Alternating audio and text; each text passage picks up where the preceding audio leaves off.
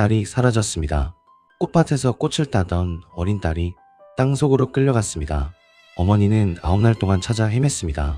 먹지도 마시지도 씻지도 않고, 그리고 딸을 빼앗긴 어머니가 세상의 모든 곡식을 죽였습니다. 구독과 좋아요는 정기수에게 큰 힘이 됩니다. 하데스, 올림포스 세 형제 중 마지, 제우스의 형이고 포세이돈의 형이었습니다. 남자 형제들 중 가장 먼저 삼켜졌고 가장 나중에 구출되었습니다. 뱃속에서 가장 오래 있었습니다. 어둠 속에서 가장 오래 기다렸습니다. 어쩌면 하데스가 어둠에 익숙한 것은 태어나자마자 어둠에 던져졌기 때문인지도 모릅니다. 티타노마키아가 끝나고 제비뽑기로 세상을 나누었습니다. 제우스가 하늘을, 포세이돈이 바다를 가져갔습니다. 하데스에게는 지하세계가 돌아왔습니다. 지하세계, 죽은 자들의 왕국, 빛이 닿지 않는 영원한 어둠의 땅. 하데스는 불만이 없었습니다. 포세이돈처럼 도시를 탐하지도 않았고 제우스처럼 여자를 쫓아다니지도 않았습니다. 조용히 묵묵히 자기 영역을 다스렸습니다. 죽은 자들의 영혼을 심판하고 지하세계의 질서를 유지하고 아무도 탈출하지 못하게 지켰습니다. 하데스의 투구는 보이지 않게 해주는 투구였습니다. 키클롭스가 만들어준 신의 보물, 제우스에게는 번개를, 포세이돈에게는 삼지창을, 하데스에게는 투구를 주었습니다. 이 투구를 쓰면 신조차 하데스를 볼 수 없었습니다. 보이지 않는 왕, 어둠 속의 왕, 올림포스 신들 중에서 가장 조용한 신이었습니다. 올림포스에 올라가는 일도 거의 없었습니다. 축제에도 연회에도 나타나지 않았습니다. 다른 신들은 하데스의 이름조차 부르기 꺼렸습니다. 사람들은 하데스를 보이지 않는 자라고 불렀고 이 이름을 직접 말하는 것조차 불길하다고 여겼습니다. 하지만 하데스에게도 외로움은 있었습니다. 지하세계는 어둡고 차가웠습니다. 죽은 자들의 신음이 끝없이 울려 퍼졌습니다. 영혼들이 스틱스 강을 건너오고 심판을 받고 흩어져 갔습니다. 카론의 배가 끝없이 영혼을 실어 날랐습니다. 새머리개 케르베로스가 입구를 지켰습니다. 왕좌에 앉아 그것을 지켜보는 것이 하데스의 일상이었습니다. 매일 매년 영원히 죽은 자들의 왕은 죽은 자들 사이에서 홀로 살아 있었습니다. 그리고 어느 날 하데스가 지상으로 올라왔습니다. 드문 일이었습니다. 지상에서 하데스가 본 것이 있었습니다. 페르세포네, 데메테르의 딸, 제우스와 데메테르 사이에서 태어난 어린 여신, 코레라고도 불렸습니다. 코레는 소녀라는 뜻입니다. 그만큼 어리고 순수한 존재였습니다. 데메테르는 이 딸을 끔찍이 사랑했습니다. 곁에서 떨어뜨리지 않았습니다. 딸이 자라는 것을 보며 대지의 곡식을 키웠습니다. 딸이 웃으면 꽃이 피었습니다. 딸이 노래하면 새가 따라 울었습니다. 페르세포네는 니사의 풀밭에서 ним프들과 꽃을 따고 있었습니다. 장미를, 제비꽃을, 히아신스를, 크로커스를 웃으며 노래하며 꽃을 따고 있었습니다. 봄의 딸이었습니다. 가는 곳마다 꽃이 피었고 걷는 곳마다 풀이 자랐습니다. 하데스가 이 모습을 보았습니다. 어둠 속에서만 살아온 신이 처음으로 빛을 본 것 같았습니다. 하데스는 페르세포네를 원했습니다. 하데스가 제우스를 찾아갔습니다. 페르세포네를 내 아내로 삼겠습니다. 제우스는 고개를 끄덕였습니다. 하지만 조건이 있었습니다. 데메테르에게는 말하지 않았습니다. 데메테르는 곡식의 여신이었습니다. 대지의 어머니, 딸을 끔찍이 사랑했습니다. 데메테르가 알면 절대 허락하지 않을 것이었습니다. 자기 딸을 지하세계에 죽은 자들의 왕국에 보낼 리가 없었습니다. 그래서 제우스는 데메테르에게 말하지 않았습니다. 아버지가 어머니 몰래 딸을 넘긴 것입니다. 어느 화창한 날이었습니다. 페르세포네가 니사의 풀밭에서 꽃을 따고 있었습니다. ним프들과 함께 웃으며 그때 이상한 꽃이 눈에 들어왔습니다. 나르키소스 꽃, 한 번도 본 적 없는 놀라운 꽃이었습니다. 줄기 하나에서 백송이가 피어 있었습니다. 향기가 하늘과 땅과 바다를 가득 채웠습니다. 꽃을 본 자는 누구든 반하지 않을 수 없었습니다. 보라색과 금색이 뒤섞인 이 세상의 것이 아닌 꽃이었습니다. 호메로스 창가는 기록합니다. 이 꽃은 가이아가 만든 것이었습니다. 대지의 여신이 직접 피워낸 꽃, 제우스의 뜻에 따라 페르세포네를 유인하기 위해 하데스를 위해 함정을 깐 것이었습니다. 아버지와 할머니가 함께 딸을 배신한 것입니다. 페르세포네가 두 손을 뻗어 꽃을 따려 했습니다. 손가락이 꽃잎에 닿으려는 순간, 그 순간 땅이 갈라졌습니다. 큰 소리와 함께 니사의 풀밭이 쩍 벌어졌습니다. 검은 틈 사이로 어둠이 쏟아져 나왔습니다. 땅 속에서 차가운 바람이 불어올랐습니다. 꽃들이 바람에 흩날렸습니다. 님프들이 비명을 지르며 흩어졌습니다. 그리고 그 틈에서 황금 전차가 솟아올랐습니다. 검은 말 4마리가 끄는 황금 전차. 말들의 눈이 붉게 타오르고 있었습니다. 발굽이 땅을 찍을 때마다 불꽃이 튀었습니다. 전차 위에 하데스가 서 있었습니다. 검은 갑옷, 차가운 눈, 지하 세계의 왕. 한 손으로 고삐를 잡고 다른 손으로 페르세포네를 붙잡았습니다. 페르세포네가 비명을 질렀습니다. 아버지, 제우스를 불렀습니다. 하지만 제우스는 대답하지 않았습니다. 이미 허락한 일이었기 때문입니다. 어머니, 데메테르를 불렀습니다. 하지만 데메테르는 듣지 못했습니다. 멀리 있었기 때문입니다. 님프들이 비명을 질렀지만 아무 소용이 없었습니다. 하데스가 전차를 몰았습니다. 검은 말들이 땅속으로 달려내려갔습니다. 황금 전차가 어둠 속으로 사라졌습니다. 땅이 다시 닫혔습니다. 풀밭은 아무 일도 없었다는 듯 조용했습니다. 꽃이 피어 있었고 바람이 불었고 새가 울었습니다. 페르세포네가 따르던 나르키소스 꽃만 그 자리에 남아 있었습니다. 데메테르가 딸이 돌아오지 않는 것을 알았습니다. 가슴이 찢어지는 것 같았습니다. 딸이 따던 꽃바구니만 풀밭에 남아 있었습니다. 님프들에게 물었지만 아무도 정확히 본 것이 없었습니다. 땅이 갈라졌다는 것밖에. 데메테르는 횃불 2개를 양손에 들었습니다. 9날 9밤 먹지 않았습니다.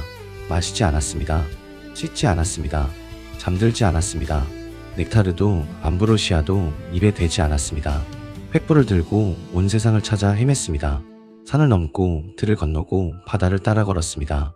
동굴 속을, 숲속을, 도시를, 마을을 돌았습니다. 만나는 사람마다 물었습니다. 내 딸을 보았느냐? 만나는 신마다 물었습니다. 내 딸이 어디 있느냐? 아무도 대답하지 못했습니다. 아니, 대답하지 않았습니다. 알고 있는 신들도 입을 다물었습니다. 하데스를 적으로 만들고 싶은 신은 아무도 없었기 때문입니다. 9째 날 데메테르는 헬리오스를 찾아갔습니다. 헬리오스, 태양의 신, 하늘 위에서 모든 것을 내려다보는 신. 헬리오스가 진실을 말했습니다. 하데스가 데려갔습니다. 그리고 제우스가 허락했습니다.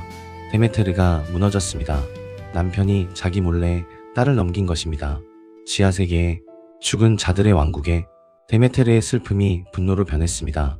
데메테르는 올림포스를 떠났습니다. 신의 모습을 벗고 늙은 인간 여인으로 변장했습니다. 방랑했습니다. 그리고 대지의 여신이 이를 멈추었습니다. 곡식이 자라지 않았습니다. 밀이 시들었습니다. 보리가 말랐습니다. 과일이 떨어지지 않았습니다. 포도가 익지 않았습니다. 씨앗을 뿌려도 싹이 나지 않았습니다. 비가 와도 흙이 거부했습니다. 농부가 밭을 갈아도 흙은 돌처럼 굳어 있었습니다. 데메테르가 슬퍼하는 동안 대지는 아무것도 주지 않았습니다. 나무가 잎을 떨구었습니다. 풀이 누렇게 말랐습니다. 강물이 줄어들었습니다. 세상 전체가 어머니의 슬픔에 물들었습니다. 기근이 시작되었습니다. 사람들이 굶기 시작했습니다. 가축이 죽었습니다. 아이들이 울었습니다. 노인들이 쓰러졌습니다. 도시에서, 마을에서 비명이 터져 나왔습니다. 곡식 창고가 텅 비었습니다. 빵을 구울 밀가루가 없었습니다. 제단에 올릴 곡식도 없었습니다. 제우스에게 바칠 재물도 없어졌습니다. 아폴론에게 바칠 과일도 없었습니다. 디오니소스에게 바칠 포도주도 없었습니다. 이것이 데메테르의 복수였습니다. 딸을 돌려주지 않으면 세상을 굶겨 죽이겠다. 인간이 전부 죽으면 신에게 바칠 제사도 없어진다. 신들이 존경받을 백성도 없어진다. 데메테르는 제우스의 급소를 찔렀습니다. 제우스가 더 이상 버틸 수 없었습니다. 인간이 전멸하면 올림포스도 끝이었습니다. 제우스가 헤르메스를 지하세계로 보냈습니다. 페르세포네를 돌려보내라.